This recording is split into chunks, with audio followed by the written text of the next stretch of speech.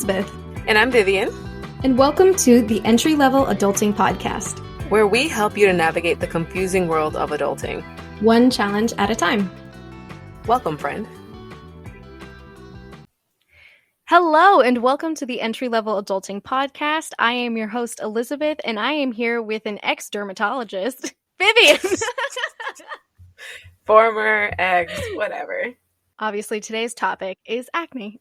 Okay, so major causes of acne are P. acne, which is a bacterial infection of the skin, and hormonal causes, right? Which can be fluctuations in estrogen or testosterone, but it can also be the amount of oils that your body is producing, right? Which make it more likely for bacteria to be able to grow.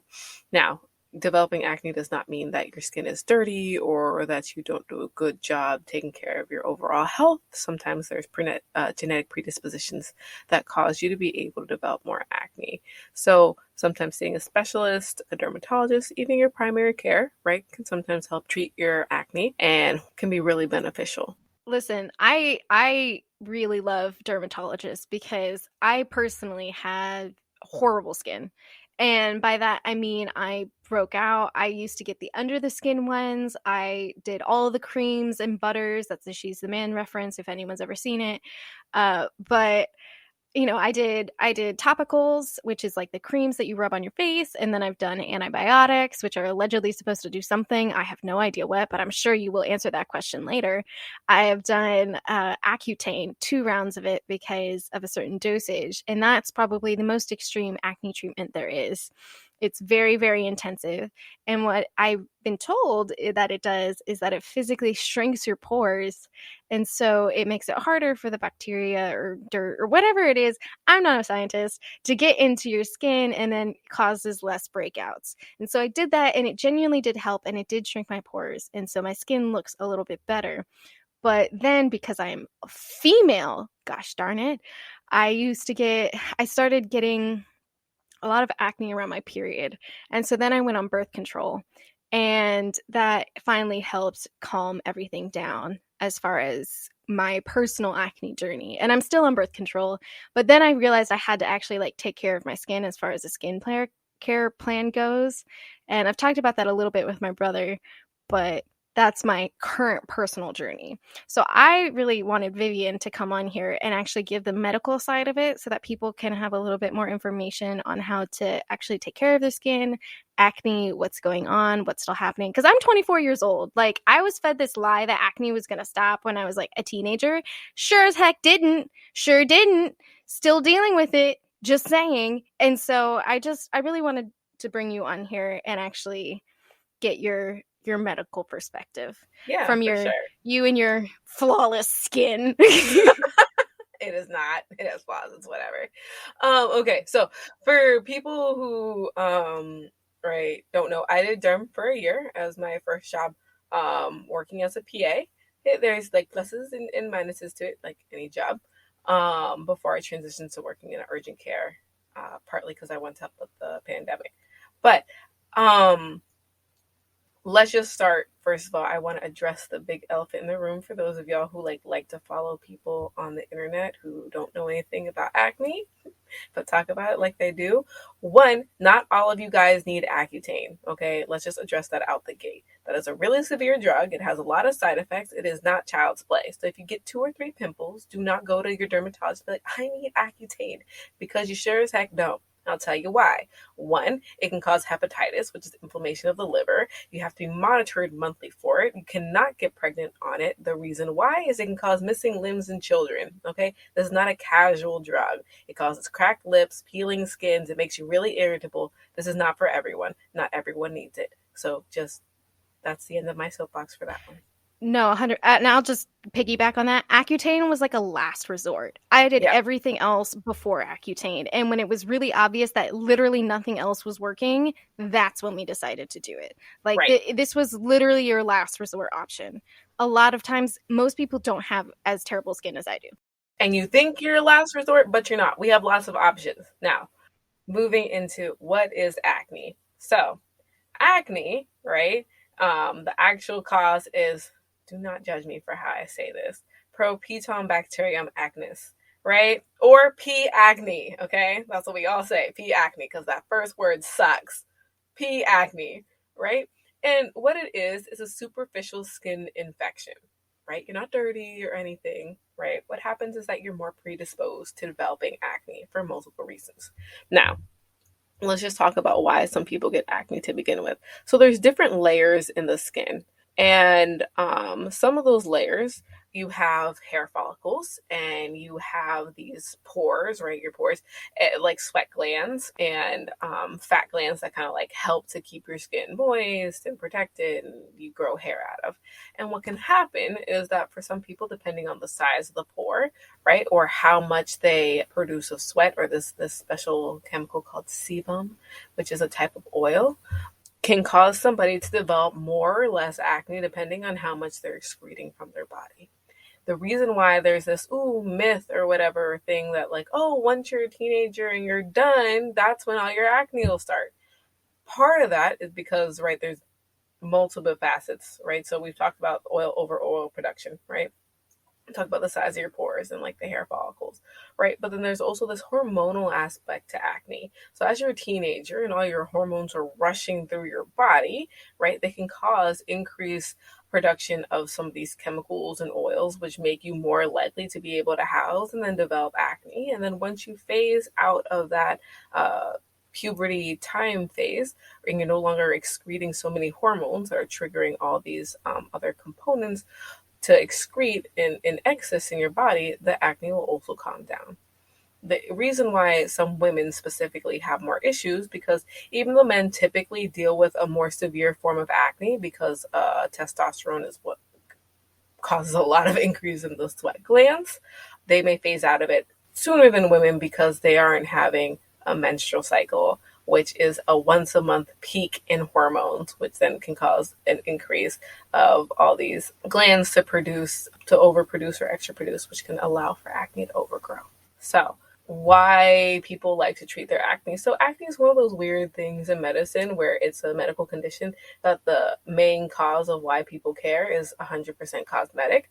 For the most part, there are no dangerous side effects to having acne other than the mental and sometimes like physical emotional abuse you can get from other people as well as yourself in terms of struggling with acne, which is really really interesting. A lot of things in derm typically are like cosmetic, but acne specifically is one that can like affect people's emotional and physical self-esteem, because your skin is the first organ that people see for the most part, in case you guys didn't know.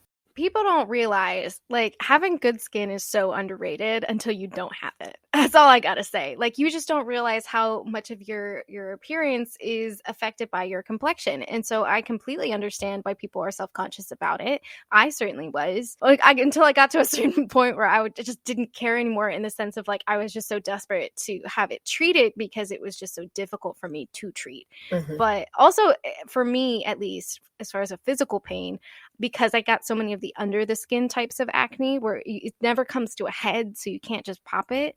Those were actually very physically painful as well and just uncomfortable. Some of the things that I feel like people see, so you have, what's that one? Wow, I've been at derm so long, I forgot.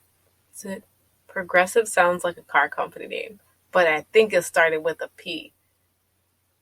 I don't remember. Anyway, You know, talking so about pigment, you talking about hyperpigmentation, you no, talking no, I'm talking about about like a brand of like skincare things that was like, oh, I know what you're talking about. Oh shoot, my cousin made the commercials. I'm so sorry, Mark. Give me a second. Proactive. yes, okay, I was right. I was so close. Yeah, Proactive, and I think this other new one right now is Curology. Ew, ew. Yeah. So right, let's just talk about people with mild acne, right? So there's different stages to acne. And this mild acne is for people who get 5 to 10 pimples on their face at a time. You know, they aren't really big. They don't become boils or abscesses or anything like that. Not really that painful, but present. Manageable tiny ones. Right. And for the most part, over the counter things can be beneficial for being able to kind of use them to help treat your acne. Washing your face is important, right? To remove that extra oil, especially, if you overproduce oil, right? So knowing what type of skin you have. And the way you can tell if you're oily or not, if you wake up in the morning and 10 minutes later your whole face is shiny and you didn't do anything, you're an oily person. Okay? So, Can confirm. Yeah, if you get those Neutrogena like oil strips, when my acne was terrible, some of my high school friends can remember this. I could go through like 3 at a time because I was producing so much oil. It was actually disgusting. But if you come away and you have a lot of if you have oil kind of mostly in a T-zone maybe, but maybe your cheeks aren't as oily or something, you might be more of a combination skin where you have like some normal, some oily patches. Or if you feel like your skin is always, I mean, I feel like if you have dry skin, you kind of know, but I feel like you should know if you have dry skin. You know you have. yeah. Don't buy things that are for people with oily skin, okay? Yeah. Because what can happen is if you dry out your skin too much, you cause rebound oiliness, and then all of a sudden your skin becomes really oily because it's trying to compensate for the fact that you stripped it dry.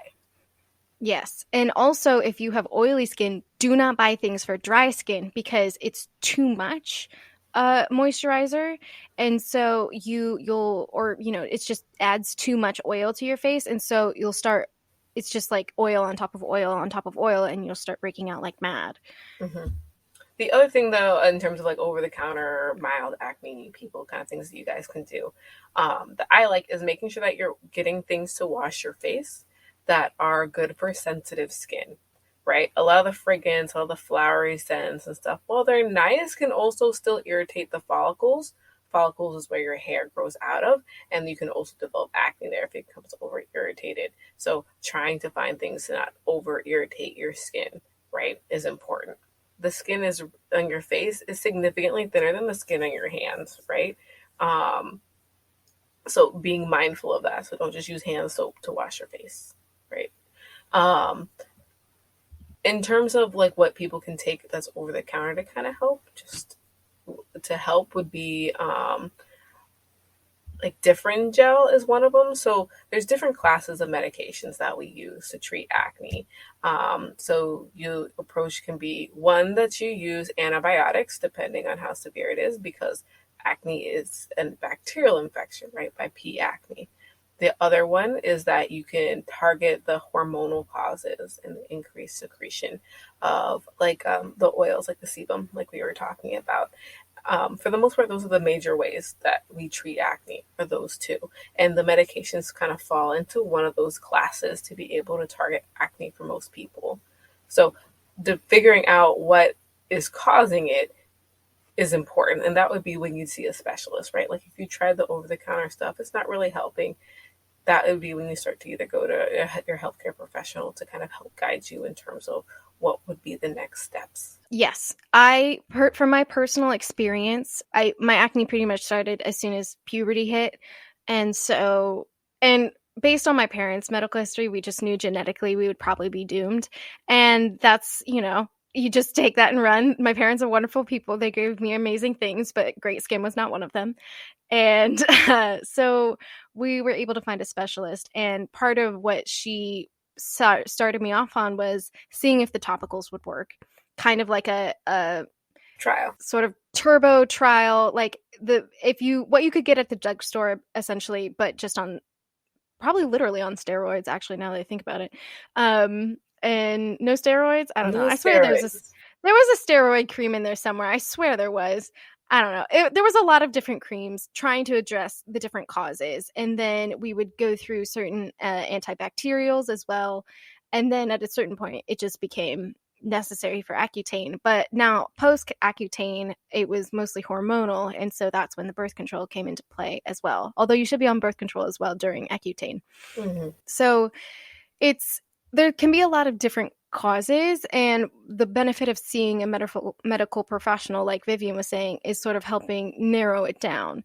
And a lot of this is personal preference, because what could seem to you as a lot of acne to me would be like nothing, because I had so much of it. So, but it's, just because you have a couple pimples, that doesn't mean that they don't bother you, So that's where the cosmetic part of it comes into play, is like you can feel self-conscious, and you should go see a specialist if you're really concerned about it, because there are so many treatment options out there, and having good skin is a great self-confidence boost. I do also want to say though that even with like all the treatment in the world, No one is going to ever permanently get rid of like your two pimples. That's what you get every once in a while. It's just a part of life, right? So maybe also not putting so much weight on your appearance, but how much you think people are perceiving or seeing your acne to begin with. Because I'll be honest, think how much do you ever think about somebody's acne? Silence. Yeah, you don't. You only really think about yours. This is true. Yeah. So also, it's important to make sure you're taking care of yourself because a lot of, at least for me, a lot of what causes my acne breakouts now is not only my period and the hormonal stuff, but also stress and anxiety. Like that, my body will just internalize that and I will just break out. Now, Vivian and I have sort of touched on this for ourselves, but for me, I tend to break out in anticipation of things. I'm very much like a before person. And then when the event actually comes, I'm fine, but that's not true for everyone. And so it's important to understand kind of what you're going through in life because that can absolutely be a factor. And also like basic things like wash your sheets, change your pillowcases, just make sure that you're having Wash cleanliness your as well. face with Wash your soap. face with your cleansers and your 5-step programs or whatever, just like your daily, have a basic skincare routine, and that will help a lot and keep it up consistently. I'm basically talking to myself right now because I'm not always very good about it, but like if I did that, I'm sure it would be better. And it's important to experiment, know your skin type. A quick hot tip is Sephora. um I don't know what their situation is during the pandemic, but pre-pandemic, they would offer like they have this like little machine that like lets you know the oil content in certain regions of your face, and that would help inform whether or not you have oily combination or dry skin. And it was a super helpful tool. They offered it for free at a location I was at, and I was able to figure out and finally confirm what skin type I was. I'm sure your medical professional can tell you that as well, but knowing your skin type is super important. We do And not use a then machine though, for a side no, note. you do We not. just look at your face. They just know because they're superpowers and they just know things. But yes, so that those are also important points to know. There's so many factors that go into acne, but there's also a lot you can do about it. In light of right hormonal and bacterial causes for acne, stress is like one of those other things that is really big about also triggering your acne. And seeing if you know that your acne is triggered when you are stressed, I'll be honest, there is not a lot in terms of the topical methods that I can give you to prevent that from happening if you're going to stress out. Now, I'm not saying that I can't give you something to help diminish it or help make it less, but right, the ultimate cause would be also managing your stress.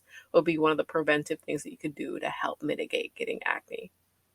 Managing stress is not something that you like to hear because you're like, how do I even do that, Vivian? Do you have any like medical standpoint on how you can better manage stress or Yeah. any anecdotal ones? Yeah, it's going to sound like the same things that everybody's already heard.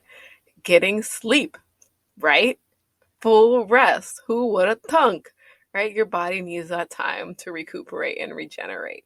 Also, being mindful, right, about the amount of weight and investment that you're putting into something emotionally and being able to um, I don't want to say like look at things realistically because sometimes, right, the reality is that it's a stressful situation, but also being able to put that aside and look past it and be like, okay, despite this thing going on, there are other good aspects to my life and putting things in perspective in that way.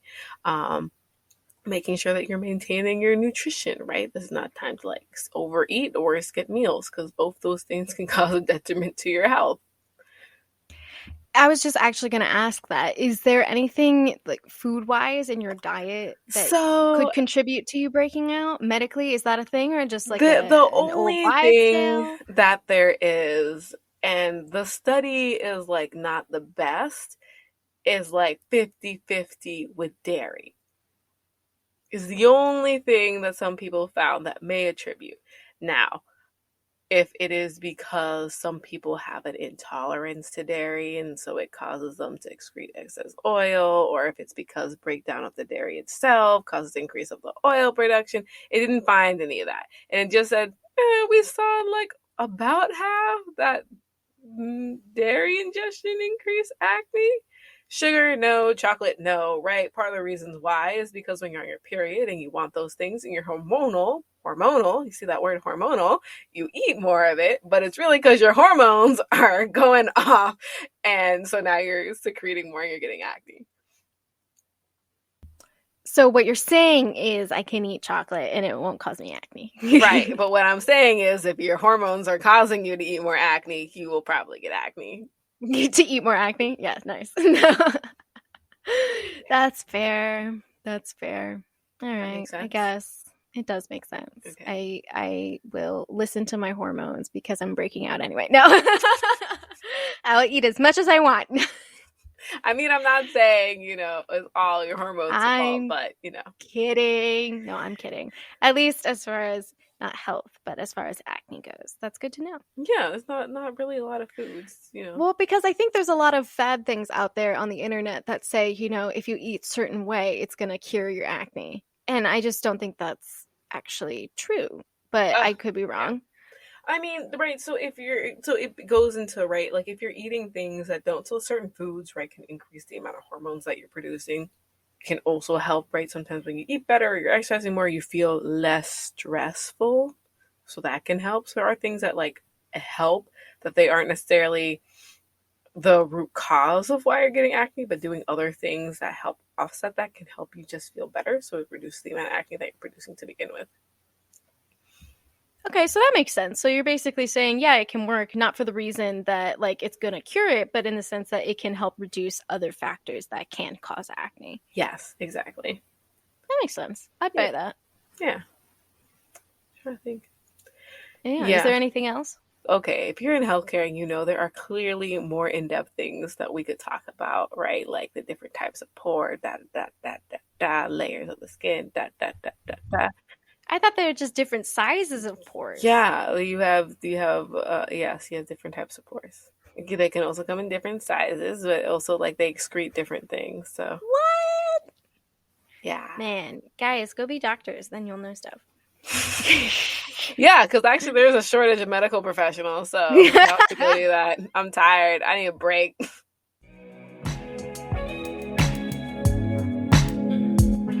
And that's our show for today.